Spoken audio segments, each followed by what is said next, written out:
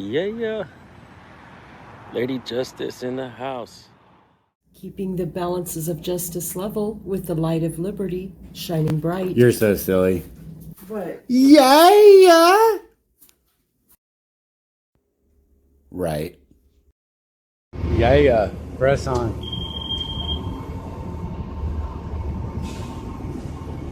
You're APD? But you're just working security or what? Yeah, Metro. Oh yeah, picking up a side job. Yeah, it's overtime. Look at you, Arthur, 7041. Gotta love that overtime, right? It's rather easy, yeah. Rather easy. But then you work a double? You can work doubles here, but you can only work 16 hours for the department. Like In a whether day. it's overtime or regular patrol shift. In one day? Yeah. Is there a cap on how many hours you can work in a week? No, it's just 16 a day. 16 a day. So you could work... I don't think anybody wants to work anything more than... You could work 102 hours a week then? There's a couple people I've seen that'll work a couple 16-hour days, but you're usually pretty fried after that. Yeah, for sure. Yeah, not too many people can do more than a couple of those. But I just heard about a report that driving on well, they didn't say exactly how much sleep, but diminished sleep, let's say that, has the same effects as being on alcohol. Oh yeah, like sleep deprivation, yeah. It's a lot like a head injury. Yeah. You know, I mean, I always said that before, like, because it kind of makes you giddy when you've been up all night, you know what I mean? Like, things are funnier. Yeah. But, I mean, things are funnier when you're drunk, too. So I could see that connection, you know? But I didn't realize that. Another officer told me that because he said that he learned that when he was use of force training. That a lot of... He's pulling up. He's pulling up to the... He's just pulling up. Said a lot of the use of force ends up being tired officers. I haven't seen that, but I guess I'm sure it's possible. Yeah. Have you ever had to use force? Well, sure. I mean, any little thing, like you grab somebody's arm, that's use of force, right? Do you know which bus goes to West Campus? 481. It'll say Runberg. Is this the same stop or? There's 5 different routes that stop here. But yeah, you'll just hang out. 481. Okay, is it still running? Do you know? Or? Yeah, there'll be a couple more. Okay, thank you very much. 3 a.m. is usually the last one. Okay. But everything's been running a little late today. Okay. I guess probably because traffic. So just hang out here and it'll show up. Appreciate it. You have 481. It says Runberg. You have to know the bus routes to do this job. Yeah. Interesting. Takes a while to kind of get everything down, but yeah. You've been doing this side job for a long time? Yeah, like 5 years. Oh, wow. How long have you been on the department? Almost 8. 8 years. Almost. That's a long time. Yeah. To do any job, really. Yeah. You know, you like it? I do. Yeah. Every day is something different. It's a little challenging. Downtown, that's for sure. Well, everywhere in the city, you can go to the same house and have the same arguments, like people having the same arguments, and you have to kind of figure out a new way of solving that. I mean, it could be the same argument that you go back to 2 hours later or the next day. You may not be able to solve it the same way that you did the day before. Have you ever solved an argument? No, all the time. All the time? The majority of our job is usually just people arguing. People arguing. I believe that. I mean, I bet you probably don't get a lot of calls that are actually turn out to be crimes. A lot of them are probably arguments, which isn't a crime. Correct.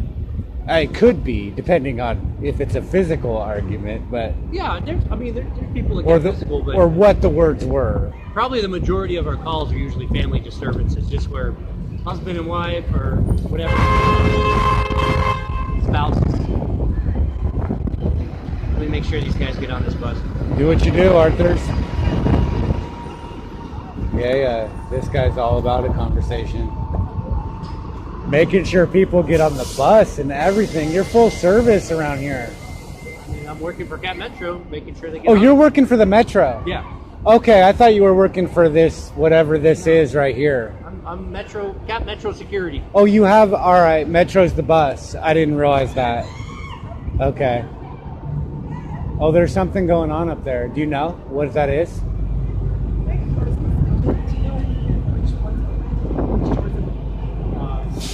Right in here. There's a door. Do you know what's going on up there? They're clearing. They're opening 6th Street back up. Oh, okay. They're not. That's not a call. They're just there. Yeah, they're pushing out all the people that are standing in the street so that they can open the street back up. Pushing them out. To car traffic. What's the rule on that? Like, when can you put your hands on people and start getting them out of the street, you know, instead of just like telling them? Have a good night. There's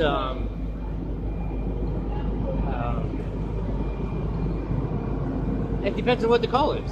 So if I'm No, I mean getting people out of the street, like when we're talking about it's busy they're like giving, this, they're you know. giving them a lawful order now. So the barricades, when they remove the barricades and they're coming down the middle of the street, and if somebody just wants to stand in the middle of the street, they're going to tell them you need to get out of the street. It's a lawful order. So if they don't do that, then they can turn around and be arrested for just not listening to what the officer's saying. Sure. But you're also like a pedestrian in the roadway because you're going to block vehicle traffic. So. But I mean, I'm just talking about normally like during the night when the street's closed and like there's mobs of people on the corner. You know how people, they just end up in the street and they're just standing there and stuff. Like when the street's closed, I mean, can you just go and start pushing them?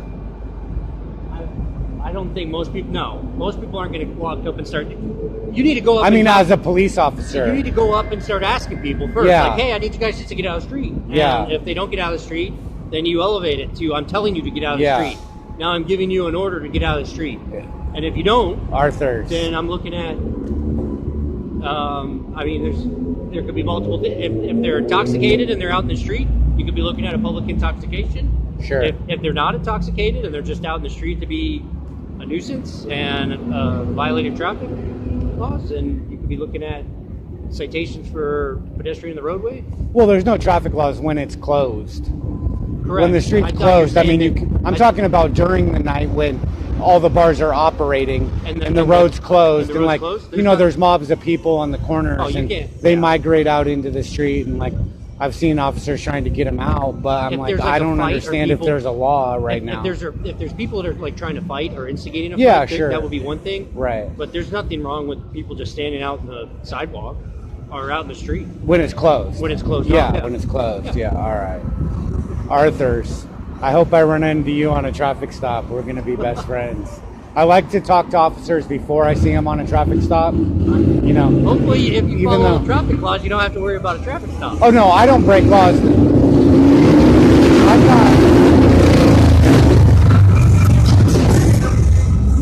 I'm not asking for me. I'm just asking for if you, backstory, like, you know, things I've seen. Yeah. Right? Yeah. And but I would say, you know, being allowed to film, Austin PD is really good about that. Yeah. They are so used to people. Like one time I was filming down there. I don't even remember the street, but it was close to 35. It was right off of like between 7th and 8th. Yeah. And there's all kinds of homeless people on the street there. They were like had taken over that street. And a couple officers had a guy pulled over. And I mean, there was people walking in between his car and the car they had pulled over. And I mean, in other cities, cops would be going nuts over something like that. You know, people were everywhere. Like, I think you have to kind of, there's a different mindset because so many people have been drinking downtown. Yeah. That you have to be a little more lenient, I think, with a lot of people down here because if they've been drinking all night, they're they're not functioning at full capacity to be able to understand, or a lot of them could just be so impaired that they'd rather instigate than just comply with what you're asking them to do. Right. So. Well, I think it opens up a good question because, like, if a filmer can be... Hold on. What you got?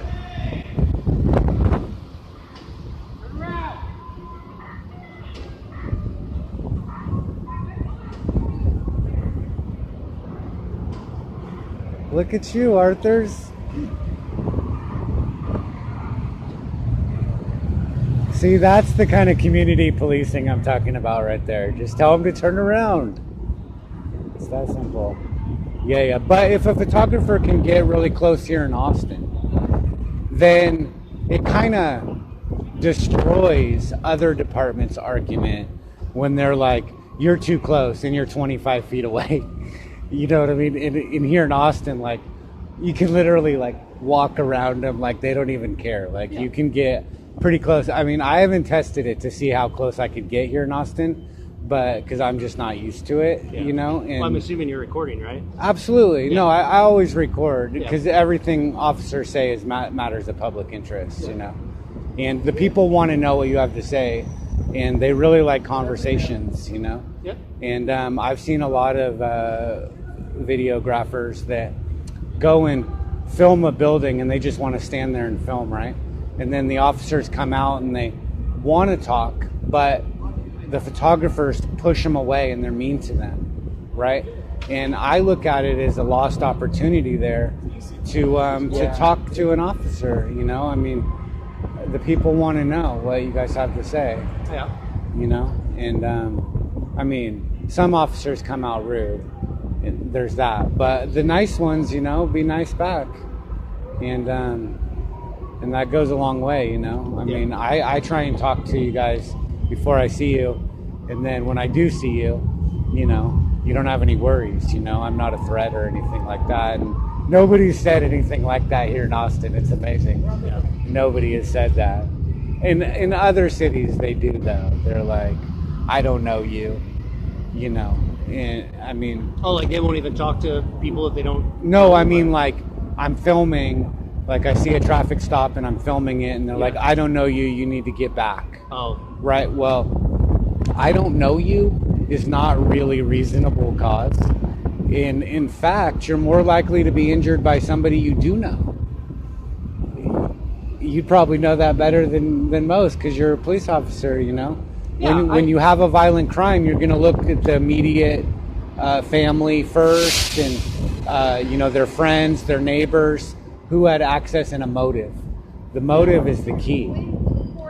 Well, I think if you go back and look at some of the officers that have been attacked, sometimes it's a complete ambush or... Sure. No, officers do get attacked. Totally unexpected. So for the officer safety side of things, if I'm not able to kind of keep an eye on everything at all, like for me right now, my job's watching the bus stop in the buses, right? Yeah. So I'm kind of sitting here, but I still have to watch back behind for the alleyway.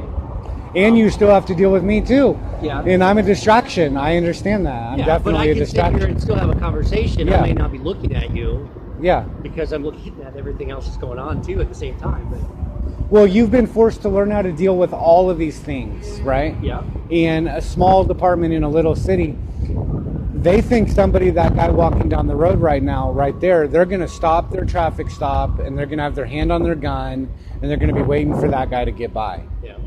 Right? And, you know, here in Austin, you wouldn't get anything done if you did that. Yeah. You know what I mean? And it's like, I mean, I call it ADD, you know, but it's like you have to let the world go on. When you stop somebody, nobody else's rights are allowed to be violated just because you've stopped somebody. You don't have a bubble. Yeah. I think where people run into that is that they're concerned about their safety on the side of, you might just be walking by to film, right? Right. But I don't know that. You don't know that. And so you could be filming and then have a knife in your pocket or have a gun in your pocket, whatever. Sure. I don't know. Right. And yeah, I'm not going to... I don't carry any weapons, just so you know, I don't. Except for my camera. Yeah. But, you know, some people can go up and sit there and say, like, hey, if you want to sit there and be this close and film me the entire time, I could see like a smaller department where you'd run into not that much experience with that kind of behavior. Well, I would never be this close if on a traffic stop.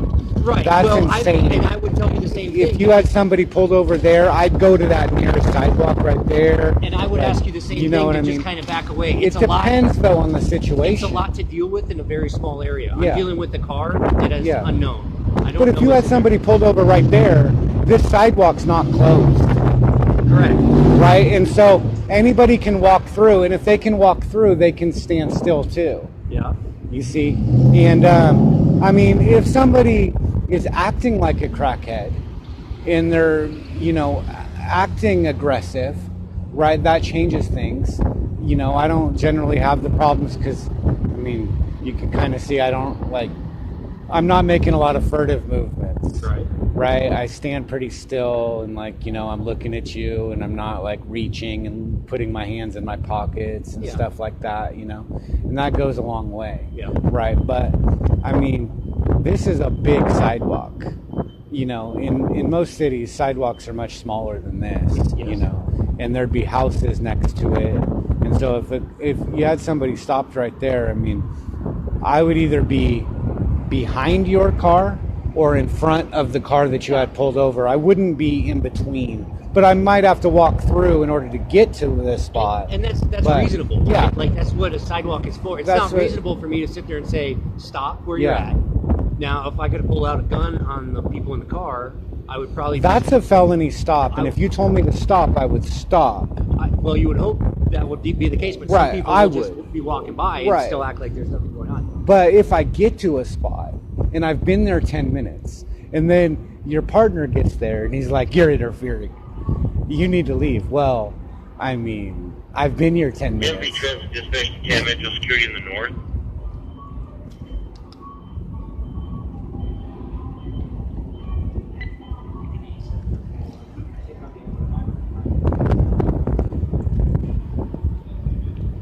I have someone going to stand by Hyde Park Station northbound, just past 38 on bus northbound. He's got a really drunk van on the bus, and the guy's totally out of it, just sleeping on the bus. Can you just get him off, please?